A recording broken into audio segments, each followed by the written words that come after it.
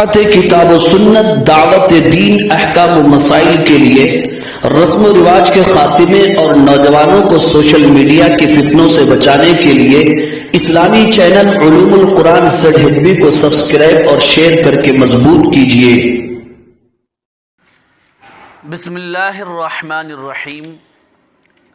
بزرگان محترم، برادران عزیز، ختنہ کرنا ایک اہم سنت ہے۔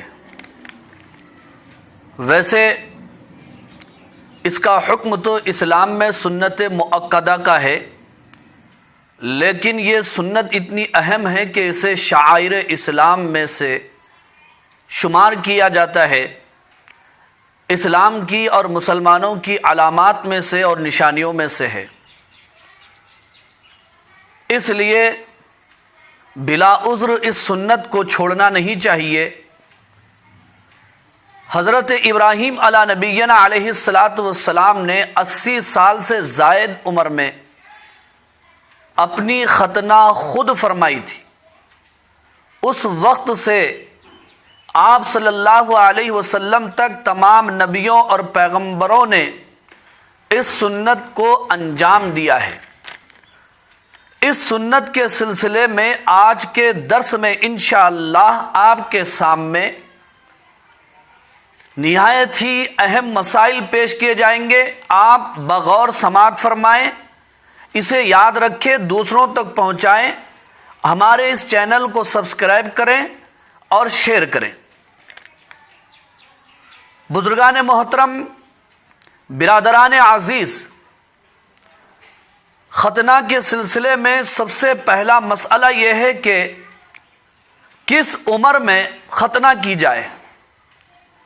تو اس سلسلے میں جہاں تک فقہ اور فتاوی کی کتابوں میں 7 سال سے 12 سال کی عمر تک ختنہ کرنا مستحب لکھا ہے، لیکن چونکہ یہ دور ترقی یافتہ دور ہے، مختلف دواؤں سے ختنے کے بارے میں تکلیف دور کی جا رہی ہے اور مختلف دوائیں دے کر کے زخم کو بہت جلد مندمل کیا جا رہا ہے اور سکایا جا رہا ہے۔ اس لیے علماء کا خیال یہ ہے اس وقت کہ ڈاکٹروں کے مشورے سے اور بچے کی جسمانی حالت کو دیکھ کر کہ وہ ختنہ کا متحمل ہے، ختنہ اگر کی جائے تو وہ اسے برداشت کر سکتا ہے، تو ایسی صورت میں جلد از جلد بچے کی ختنہ کر دینی چاہیے، چاہے وہ دودھ پینے کی حالت میں ہو، چاہے بچپن کی حالت میں ہو، جہاں تک ہو سکے بہت جلد ختنہ کر دینا چاہیے۔ ختنے کے سلسلے میں دوسرا مسئلہ یہ ہے کہ اگر بچپن میں ختنہ نہ کی گئی تو کیا بالغ ہونے کے بعد، جوان ہونے کے بعد ختنہ کی جا سکتی ہے؟ تو جی ہاں، اس کی گنجائش ہے، لیکن اگر کسی باپ نے بچپن میں بالغ ہونے سے پہلے اپنے بچے کی ختنہ نہیں کی، یہاں تک کہ اس کی سستی اور کاہلی کی وجہ سے بچہ بالغ ہو گیا، اس کے بعد ختنہ تو کی جائے گی، لیکن باپ نے اگر سستی کی ہے تو وہ گنہگار ہوگا۔ اس لیے کہ بالغ ہونے کے بعد ختنہ کرنا اس صورت میں بے ستری کا گناہ الگ ہوگا اور اس کا ذمہ دار باپ خود ہوگا۔ ختنہ کے سلسلے میں تیسرا اہم مسئلہ یہ ہے کہ اگر کسی آدمی نے اسلام قبول کیا تو کیا اس نو مسلم کی بھی ختنہ کی جائے گی؟ جی ہاں، اس نو مسلم آدمی کی بھی ختنہ کی جائے گی۔ اگر وہ اس کا متحمل نہیں ہے، وہ برداشت نہیں کر سکتا اس کی جسمانی حساب سے، تو ڈاکٹروں سے مشورہ کیا جائے گا، اور اگر ڈاکٹر یہ مناسب سمجھ رہے ہیں کہ اس کی ختنہ نہ کی جائے تو پھر اس کی ختنہ نہ کی جائے۔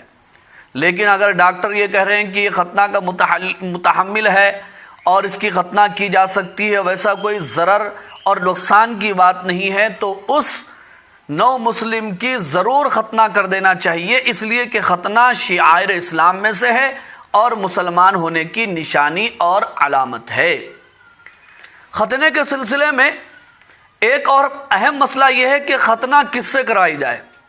تو ظاہر بات ہے کہ ختنہ کسی ماہر مسلمان ڈاکٹر اور تجربے کار آدمی سے کرائی جائے.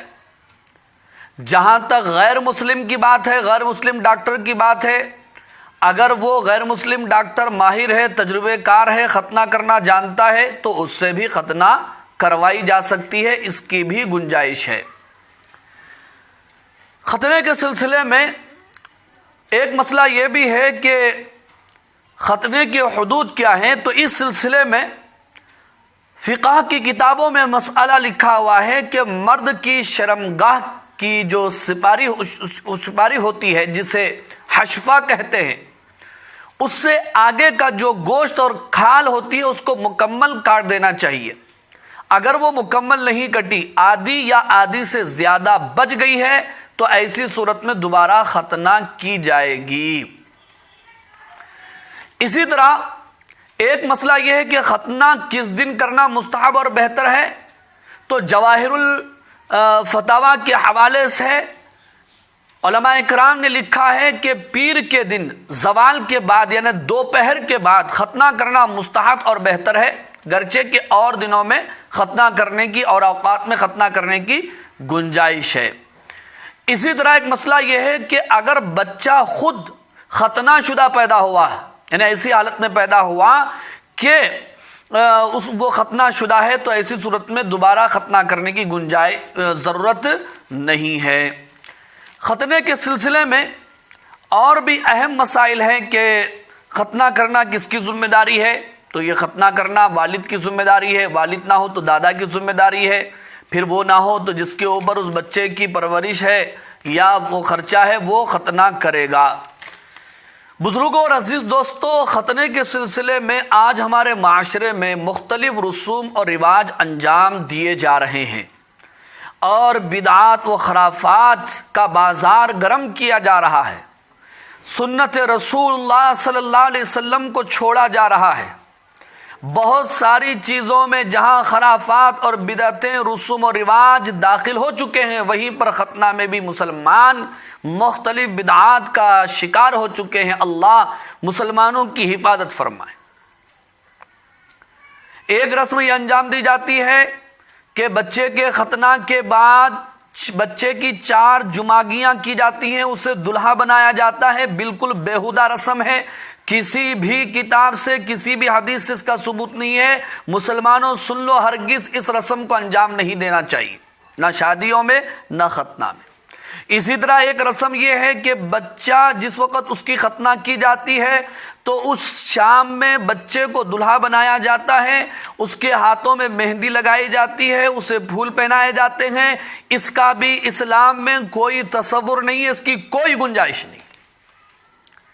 اسی طرح ایک رسم یہ بھی دی جاتی ہے کہ جب بچے کی ختنہ ہوتی ہے تو بہت سارے رشتہ دار بچے کے لیے یا بچے کے عزیز و اقارب کے نام پر یا بچے کے نام پر جو ہے دعوتیں کرتے ہیں، پوریاں کرتے ہیں اور کچھ چیزیں کھانے پکانے کی لے کر کے جو جاتے ہیں، یہ ایک دوسرے کو لوگ کرتے ہیں. یہ غلط ہے. اسلام میں اس کا بھی کوئی تصور نہیں ہے، اس کی کوئی گنجائش نہیں.